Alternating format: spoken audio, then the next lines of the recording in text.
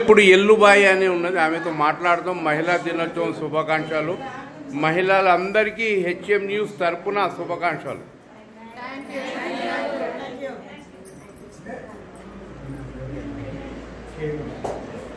అంటే ఈరోజు మన ముందు హెచ్ఎం న్యూస్ ముందు 5వ డివిజన్ వార్డు మహిళా మండలి వాళ్ళు మన ముందు ఉన్నారు. మహిళల గురించి ఇప్పుడు చెప్పండి. అమ్మ చెప్పండి. మహిళా దినోత్సవము ధన్యవాదాలు.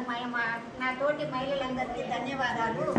ఈరోజు మహిళా దినోత్సవం చేసుకుంటున్నామంటే మన మనసులో ఎన్ని కష్టాలున్నా ఎన్ని కన్నీళ్ళున్నా అవి పక్కకు పెట్టుకొని ఈరోజు మన వాడాఫీస్కి వచ్చి మన మనసులో బాధలన్నీ పక్కకు పెట్టి మనశ్శాంతిగా ఆడుతూ పాడుతూ సంతోషంగా ఉన్నారు.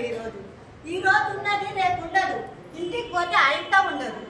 కాబట్టి ఈరోజు సంతోషంగా ఉండాలి. ఏంటిదంటే ఎన్ని కష్టాలున్నా పిల్లలను మంచిగా చదివించి తీర్చిదిద్ది వాళ్ళను వాళ్ళ దారి వాళ్ళకు చూపించిన రోజే మన మహిళ ఒక అమ్మ అన్న దానికి ఒక అర్థం ఉంటుంది. అమ్మ అంటే ఒక అర్థం ఉంటుంది. కాబట్టి పిల్లలను మంచిగా చదివించండి, వాళ్ళకు ఒక దారి చూపిస్తే మన అమ్మ నాన్న అన్న ఒక విలువ ఉంటుంది. కానీ ఆ రోజులలో ఈ చదువులు లేవు, ఆ రోజుల్లో చదువులు లేవు కాబట్టి సంస్కారాలు తెలియలేదు. ఇప్పుడు చదువుకుంటున్నారు కాబట్టి సంస్కారం అంటే ఏంటి, అమ్మ అంటే ఏంటి, నాయన అంటే ఏంటి. ఇప్పుడు అప్పటికన్నా ఇప్పుడైతే మరీ ఘోరంగా ఉంది సార్. చదువులు ఎక్కువైపోయినాయి.